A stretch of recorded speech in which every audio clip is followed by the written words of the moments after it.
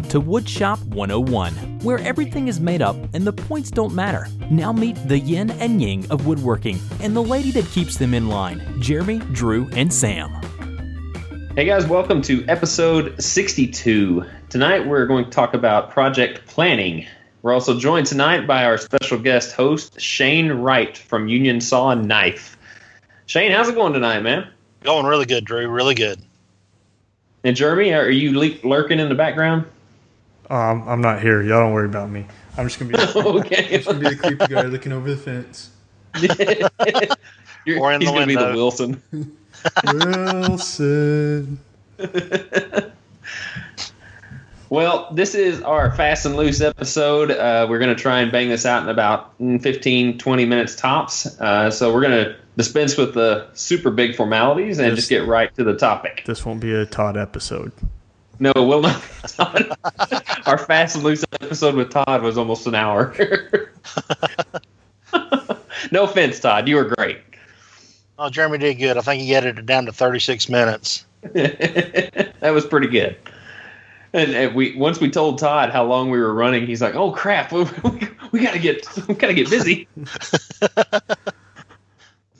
Well, this topic was brought about by Shane. So this is it actually kind of leads into the show that we just got done recording that aired last week for you guys, and it's project planning and just how you go about starting a project. And everybody kind of has their own ways to go about doing this. Some start with a paper drawing. Some just wing it and make their plans later after they see what works best. So I guess we'll start with you, Shane, since you're the one that came up with the topic. How do you go about approaching your project? And do you plan first or plan after? Definitely plan first. I start off, try to get an idea of what I want to do. I use my phone. I have a Galaxy Note 5, so I can sit there and I can actually sketch things up, write dimensions down in the phone, make crude drawings, but, well, enough to get you started. And then once I figure, a rough idea of where I'm going with it, then I start breaking it out into CAD and actually making a real drawing of what it is. And I've tried to wing it, and I can't do it. It's just not him. I'm a machinist by trade, and I have to have something to start with. So, I get it drawn out, get the rough dimensions. I don't go to the extent of making a full-blown 3D model on stuff, but I do full-blown 2D prints and do a general cut list. But a cut list is just something that's just something I've learned, just a general idea where we need to be, the finished dimensions. I try to leave a little bit of meat, especially on links, just because, I try to check dimensions on plywood thickness if I'm using plywood, or, sometimes if you're working with rough lumber and you plane it down, it doesn't always come to the size you want it to, or sometimes you leave it heavy. So, you use it as a general idea and then, go from there. You fit everything, size it as you're building. Yeah. But that's kind of how I get everything started. But I even go down to the point where I will find the hardware that I want, make sure it's pre-ordered, make sure it's in the shop 9 times out of 10 before I ever start the project.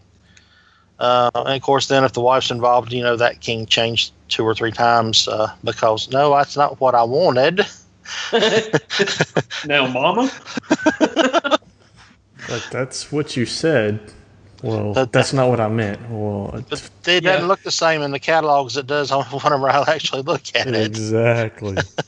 My mom's excuse is, that's not what I said. That's what you heard. I was like, what? Oh, yeah, that sounds real familiar. But, I like to have everything there laid out, ready to go, so that whenever I do get into it, it usually flows pretty smoothly. So you keep your cut list and plans in the shop with you.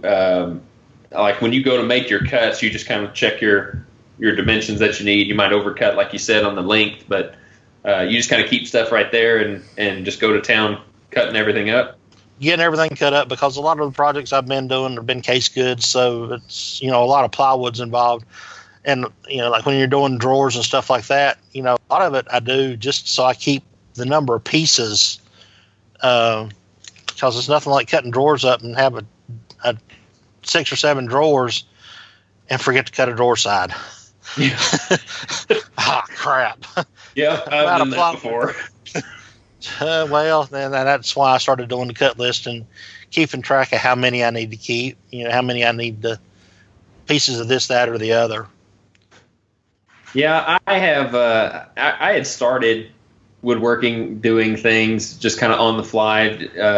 I would assemble a couple of things, and then I would cut pieces specific for what I needed here, and that works good if you're willing to take a lot of time making the project and have a lot of attention to detail. But if you're trying to do this stuff for a living, sometimes taking that much time to do a project can sometimes eat into your profit. Oh yeah. So having a plan, which also if you are very OCD, you kind of like things done in an orderly fashion, and sometimes doing it on the fly doesn't exactly work that well.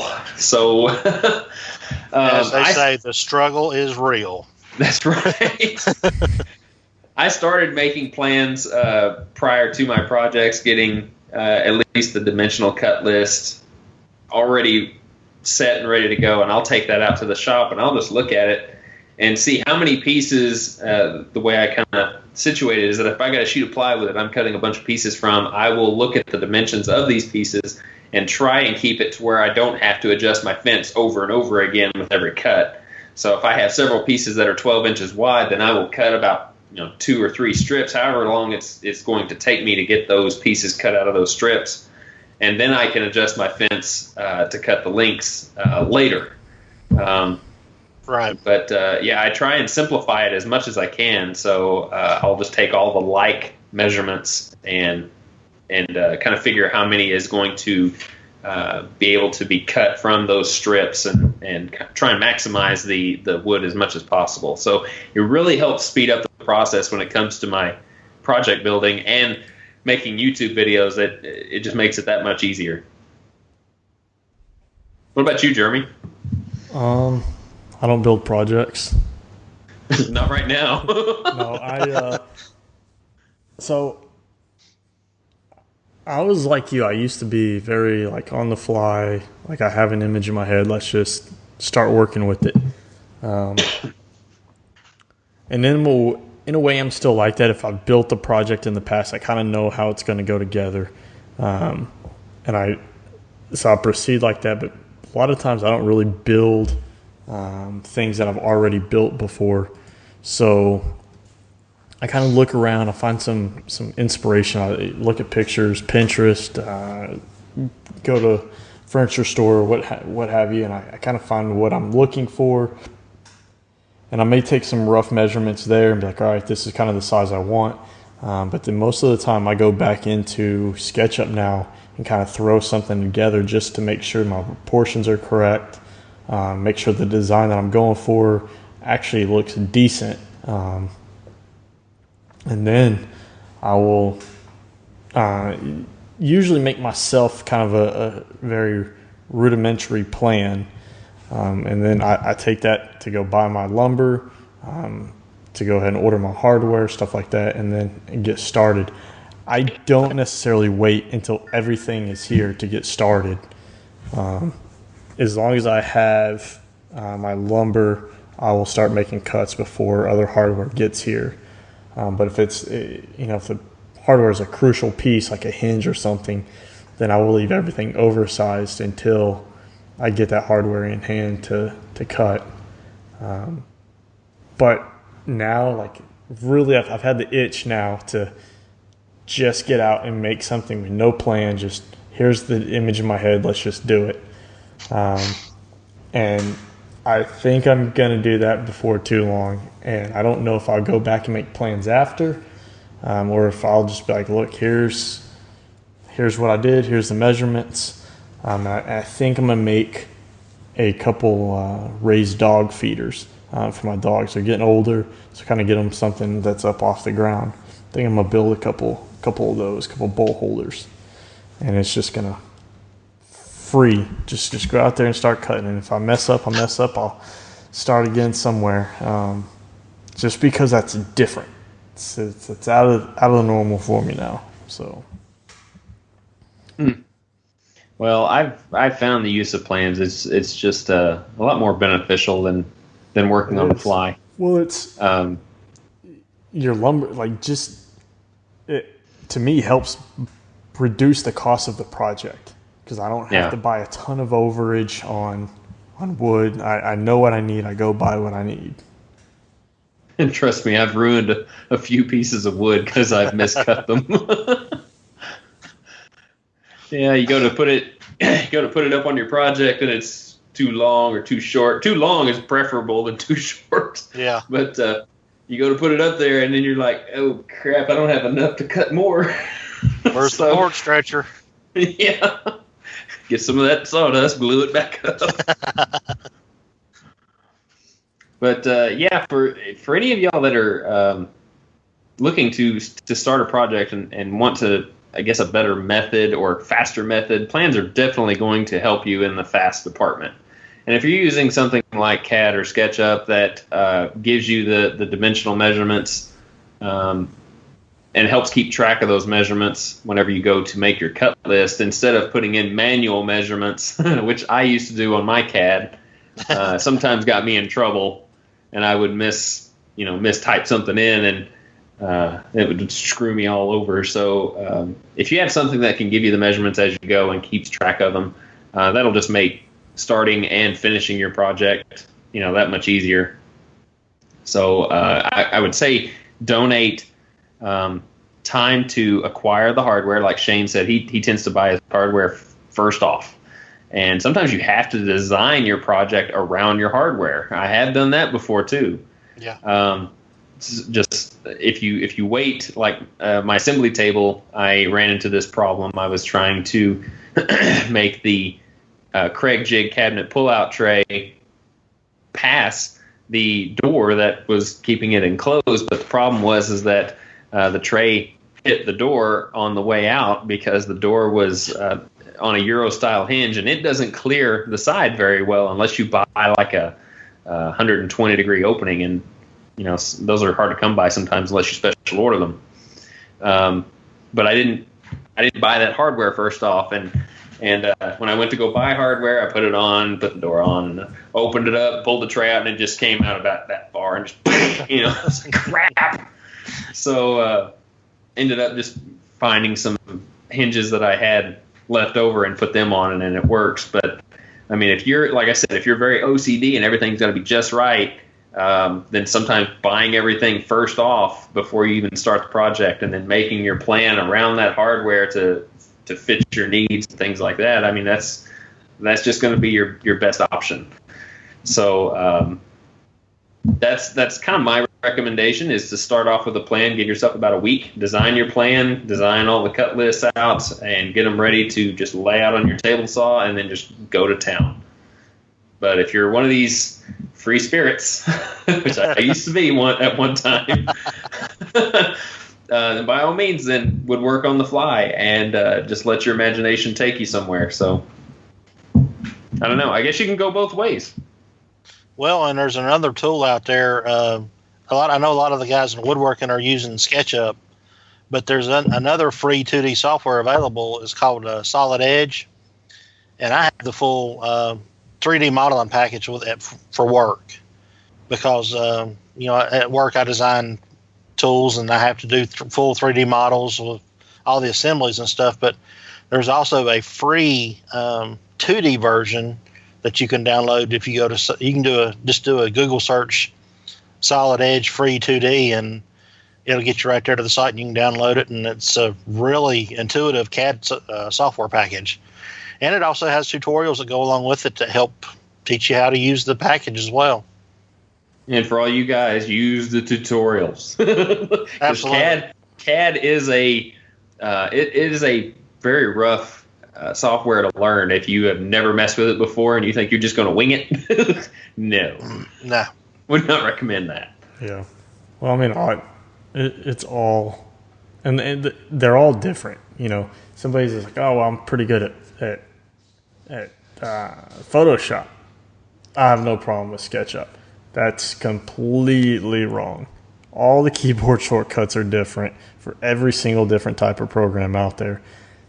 They all do something different. So save yourself the heartache and watch some videos or read the tutorials, because they will help you learn the basics and how to speed through the basics. So when you get to something a little more complicated, maybe you want to do some edge profiles or quarter round, something like that, that's a little more difficult to do than your basic shapes. You can spend more time there, versus if you're trying to spend more time on everything because you don't know how to do it, you're going to get way consumed into SketchUp, and then it's going to turn you off. You're like, I don't want to spend 8 hours designing this like one little gate or this one little cabinet. So use tutorials like Drew said. That's a big thing. Absolutely. All right. Well, do we have anything else we want to add to this little topic? No, I think that was good. All right. Well, if you guys have any kickback that you want to give on this particular topic subject, just be sure and drop us a line. Now, before I go into all of the information on how to get in contact with us, like I said, we got a special guest here, Shane Wright, and he has some contact info that he needs to share with us, just so if you guys have any information on anything that he does, including the saw blade sharpening and even the whole logging thing that he mentioned on the last episode, you guys can get in contact with him, and this is how to go about doing it. So, Shane, feed him your info real quick. Okay, the company I work for is Union Grove Saw and Knife. Our website is sawandknife, all spelled out.com. And personally, I do a lot of hobby woodworking myself. I sharpen it during the day and I dull it at night. But you can check out my Instagram at Wright, WRIGHT US is my username, and then I'm on Facebook too, but I'm pretty much more active on Instagram than anything else. Very cool. And I apologize for saying Union Saw Knife, Union Grove Saw Knife. I screwed that up. Sorry. That's all right. That's all right. But if you guys want to get in contact with Jeremy and myself, we each have fancy contact pages on our websites at rhwoodshop.com and countrysideworkshop.com. You can also get in contact with the podcast by itself and get in touch with all three hosts at that time, or Jeremy and myself if it's just the two of us. And you can go to woodshop101podcast.com/listen, be able to catch all of the past shows and stream them on any type of media that you have available to you. You can drop us an email at woodshop101podcast@gmail.com. And if you are wanting to be featured on the show in an audible format, you can call our voicemail line, which is 409-234-3959. And give us some feedback or even ask a question that we can answer on the air. And also, if you send messages or questions to our individual websites, we will bring those over to the podcast as well and get some more opinions from just the one person that you sent it to. So that's something to think about. So, Shane, we appreciate you being on with us for the past two podcasts. It's been enjoyable. Anytime, guys. Anytime. I loved it. Had a great time. And we appreciate all of the info that you have had to offer to our viewers from a different perspective than what Jeremy and I can offer, since we're kind of new at this stuff. But we greatly appreciate it, and I know our viewers do too. So thank you very much. Well, you're most certainly welcome. All right.